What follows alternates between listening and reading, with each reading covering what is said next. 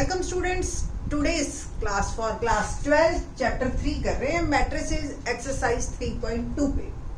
Question number 19 18 question हम कर चुके हैं, लास्ट लेक्चर है ये एक्सरसाइज 3.2 का। तो क्वेश्चन नंबर 19 क्या देखते हैं। एक ट्रस्ट है जिसने 30,000 रुपीज इन्वेस्ट करने हैं and they have two type of bond. Bond ए जो है वो 5% इंटरेस्ट देता है पर ईयर और बॉन्ड बी जो है वो 7% इंटरेस्ट देता है।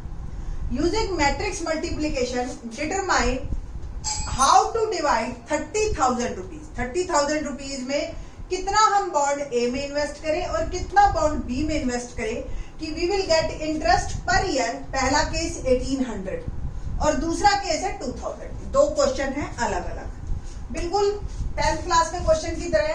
Late amount invested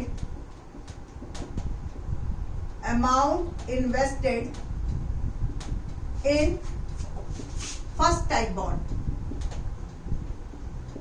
it will become X and second type bond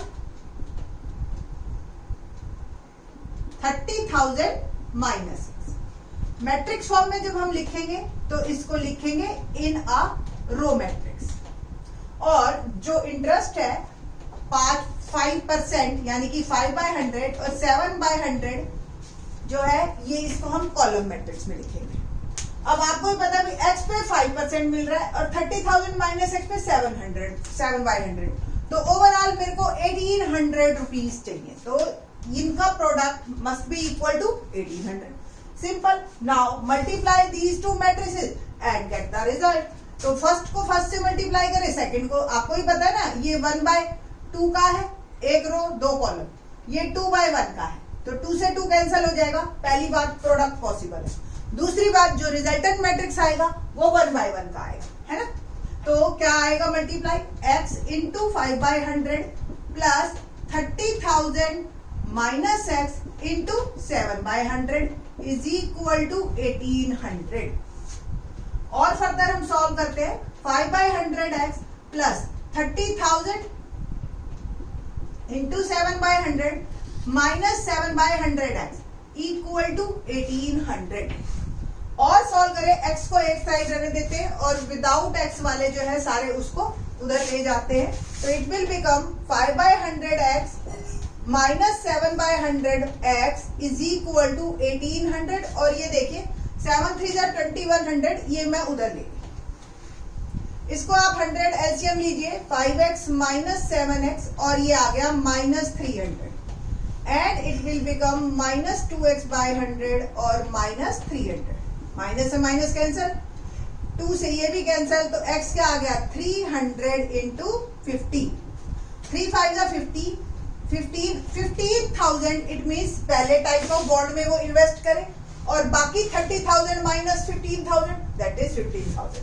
तो आंसर इज 15,000 एंड 15,000 दोनों में बराबर बराबर इन्वेस्ट करेगा तब उसको इंटरेस्ट 1800 मिलेगा। नॉर्मली क्लासेस में तो मैं second part as a homework दे देती हूँ, बट यहाँ पे मैं कर देती हूँ सिंपल लिटिल बिट चेंज है कि अगर 1800 नहीं चाहिए अब 2000 चाहिए तो it will become equal to 2000। Simple है ना, और आपका क्वेश्चन बन जाएगा। ओके ना,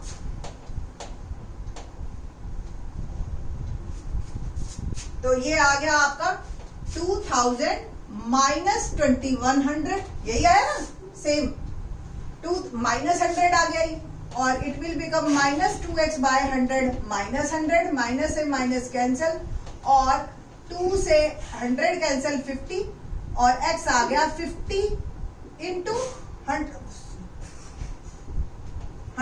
ओके, तो 5,000। तो पहले टाइप में 5,000 रुपीज इन्वेस्ट करें, ऑब्वियस। दूसरे में कितना हो जाएगा 30,000 माइनस 500, क्या आया 25,000। तो for 2,000 interest company must be invest 5,000 rupees in bond A type and 25,000 rupees in bond B type. Okay, तो इस तरीके से आपका ये question number 19 daily routine life problem से सॉल्व हो सकता है। ठीक है, let's start question number 20।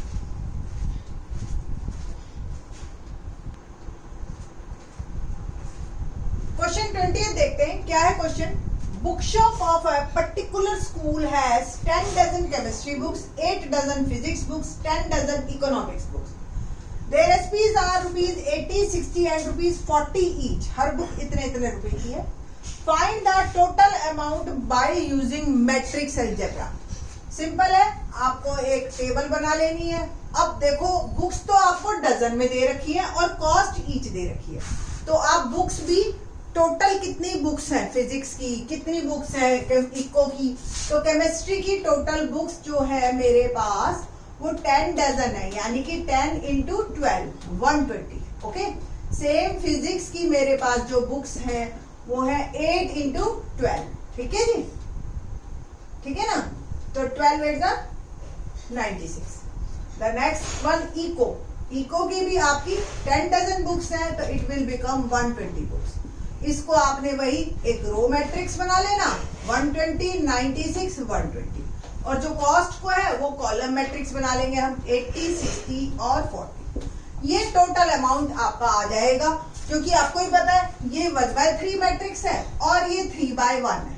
Product possible है और रिजल्टेंट मेरा 1/1 आना चाहिए, तभी तो मेरे को मिलेगा टोटल अमाउंट. ओके, तो let's start. 120 into 80 plus 96 into 60 plus 120 into 40. तो 12 8 जा 96 प्लस 6 6 जा 36, 3 6 9 जा 54 और 3 57 प्लस 12 4 जा 48. और इसको सॉल्व करें हम. 0 6 7 और 6 13 और 8 21 2 और 9 5 14 और 14 और 4 18 और 2 20. तो 20,160 रुपीज जो है उसको मिलेंगे. एक जो है बुक शॉप को जो भी आपका अमाउंट इन बुक्स का देना पड़ेगा. तो काफी इजी क्वेश्चन था. एक 21st और 22nd क्वेश्चन जो हमारे दोनों है ना, वो है एक्चुअली आपके कि कितना आपने प्रॉपर्टीज को पढ़ा है. Let's start.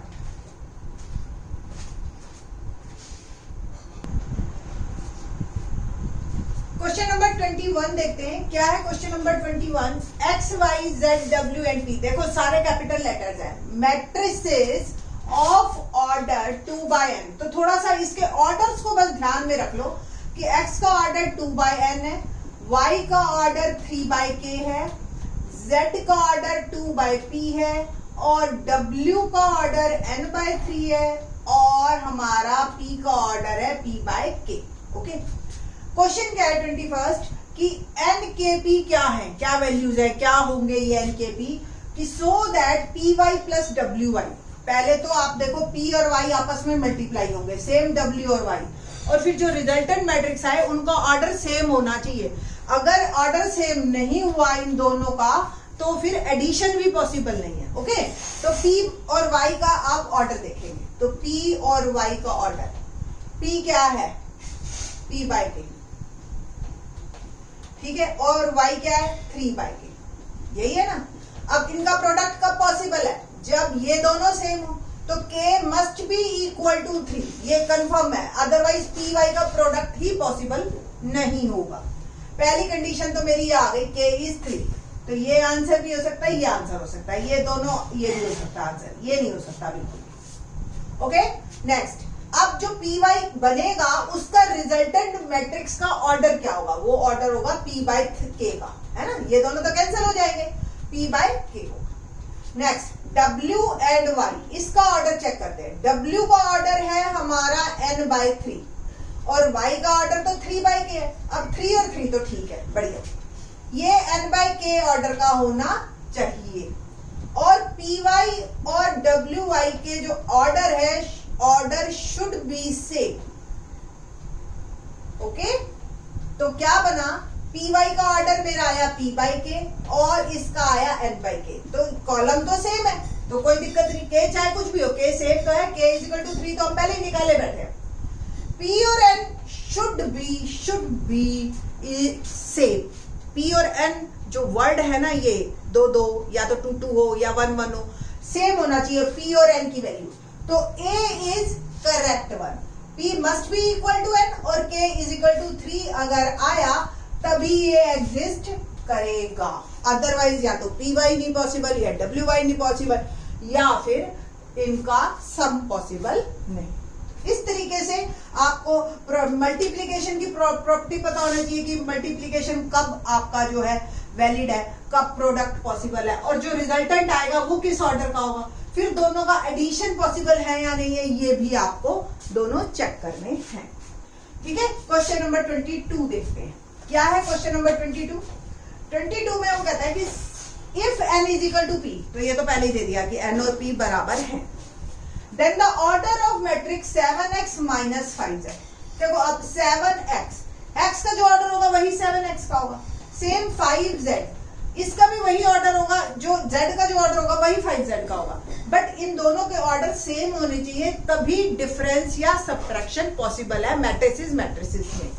ओके, तो 7x का ऑर्डर जो होगा वो क्या होगा 2/n और 5z का ऑर्डर क्या होगा 2/p। ठीक है जी, तो और इनके डिफरेंस ओनली पॉसिबल